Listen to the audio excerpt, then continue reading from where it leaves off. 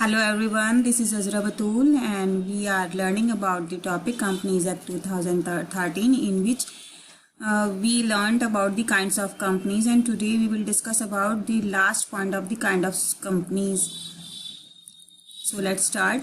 In kinds of companies, we have learned in our previous video company on the basis of transferability of shares, in which we were studying private company and public company. Today we will start this video from the companies on the other basis, in which there are four parts of this type of company: domestic and foreign company, one person company, subsidiary company, and companies not for profit. As we know that subsidiary company we have learned in our previous video, so we will discuss about the three type of companies, in which domestic and foreign company, one person company, and companies not for profit. अपने previous slide में हम private company और इसके features study कर चुके थे, public company और इसके फीचर्स हम स्टडी कर चुके थे। अब बात आती है डोमेस्टिक कंपनी की। डोमेस्टिक कंपनी कौन कौन सी कंपनीज होती हैं? डोमेस्टिक कंपनी में the head office and its operation are conducted within the country. It can be either private और पब्लिक कंपनी। डोमेस्टिक कंपनी कौन कौन सी कंपनीज होती हैं कि जो कंपनी जिसका हेड ऑफिस और जिसका operation with in the country conduct होता है, उसका हेड ऑफिस भी विद इन इंडिया होगा और इसका जो ऑपरेशन है, इसका बिजनेस रनिंग जो है वो भी हमारी कंट्री में ही होगा। That is called domestic company. और डोमेस्टिक कंपनी प्राइवेट कंपनी भी हो सकती है और पब्लिक कंपनी भी हो सकती है। Okay, now what is foreign company? Foreign company क्या? which incorporated outside of India and establishes its business operation within India with minimum paid up share capital not more than 50%। अब इसमें ये चीज़ क्यों कही गई है? फॉरेन कंपनीज कौन सी होती हैं, पहले ये जान लेते हैं कि जो इनकॉर्पोरेट तो हुई है आउटसाइड ऑफ इंडिया या इन अदर कंट्री, वो इनकॉर्पोरेट हुए बट अपना बिजनेस एस्टेब्लिश कर रही है इंडिया में। लेकिन यहाँ पर रूल क्या है कि उसकी paid up share capital not more than 50% होनी चाहिए। इफ़ अगर उसकी paid up share capital hold by Indian citizen more than 50% of the paid up share capital by Indian citizen और इंडियन कंपनी और both, then it cease to be a foreign company according to companies act and it will convert into a domestic company. So क्या होगा कि अगर 50% से ज़्यादा paid up share capital hold हो जाती है इंडियन सिटीजन्स या इंडियन कंपनी या इन दोनों के ज़रिए, सो वो कंपनी ऑटोमेटिकली फॉरेन कंपनी से कन्वर्ट होकर डोमेस्टिक कंपनी हो जाएगी।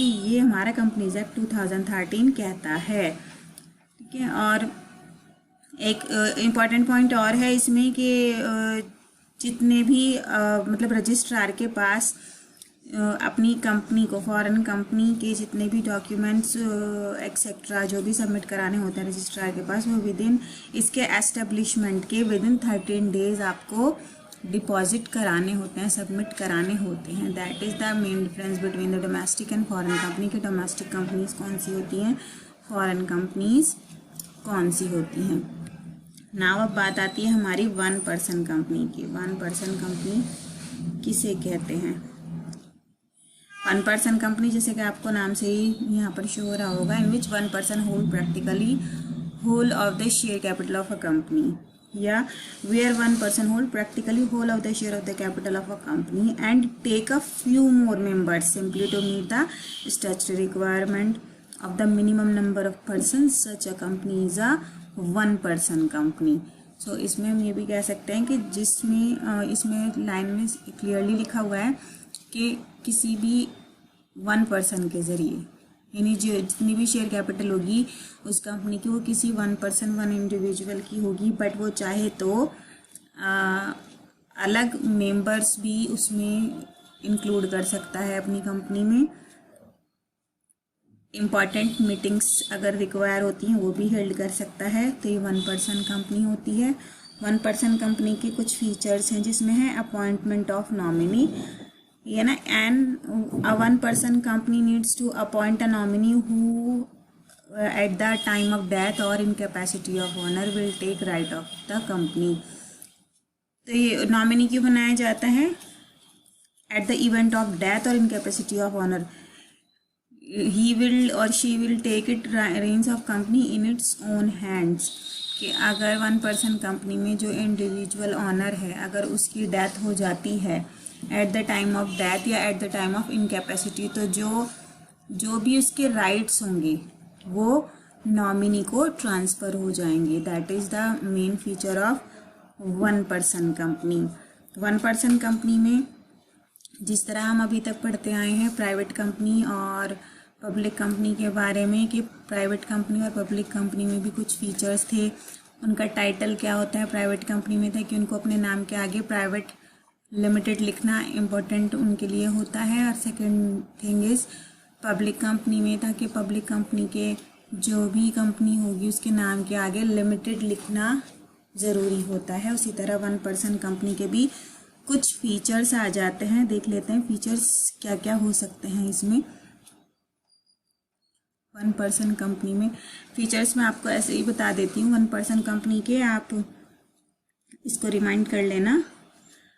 अ one person company is a private company, एक प्राइवेट कंपनी की तरह होती है। So the owner is required to mention one person company in bracket under the name of company. So that is important कि one person company private company होती है, but उसे bracket में मेंशन करना होता है कि वो वन पर्सन कंपनी है। सेकेंड आता है डायरेक्टर्स की बात। डायरेक्टर्स में क्या है, आप पब्लिक और प्राइवेट कंपनी के बारे में स्टडी कर चुके हैं कि मिनिमम कितने होने चाहिए डायरेक्टर और मैक्सिमम कितने होने चाहिए। प्राइवेट और पब्लिक कंपनी में यहाँ डायरेक्टर्स होने चाहिए maximum 15 directors in one person company. यानी वन पर्सन कंपनी में कितने हो सकते हैं? मैक्सिमम 15 डायरेक्टर्स हो सकते हैं। And director and member can be the same person, जो उसके ज़रूरी नहीं है कि जो भी डायरेक्टर है उसको हम अलग से काउंट करेंगे।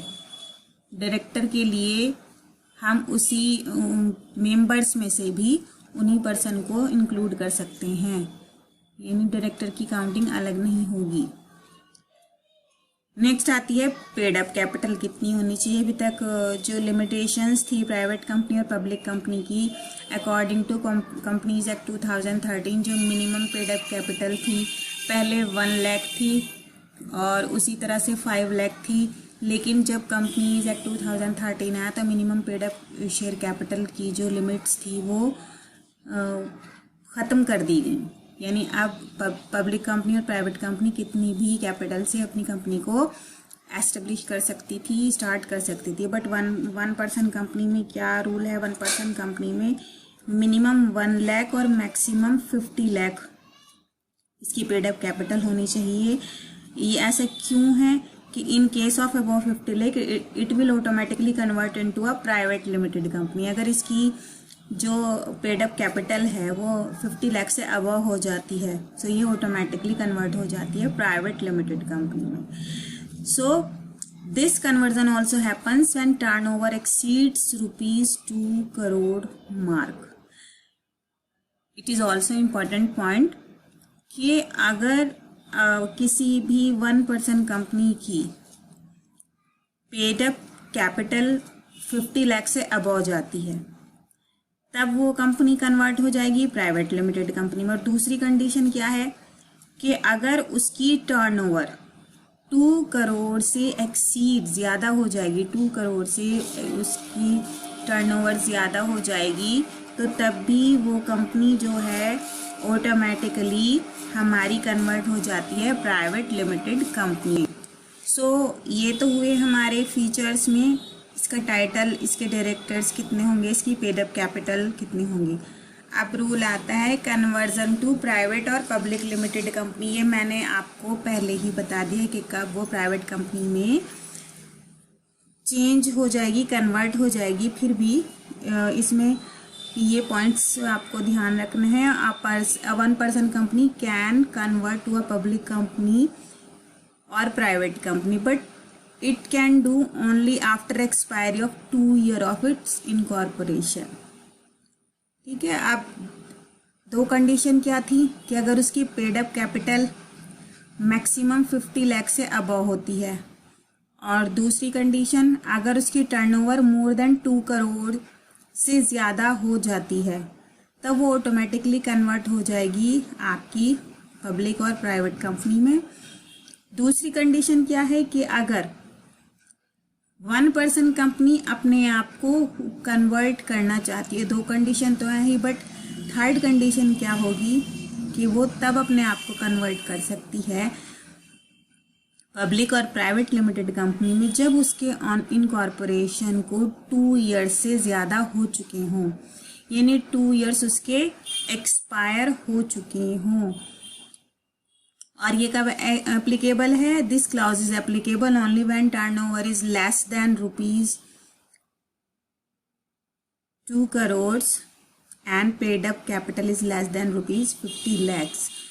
सो ये कंडीशन कब अप्लाई होगी? अगर 1% कंपनी, इस बात को पॉइंट को बहुत डीपली समझेंगे।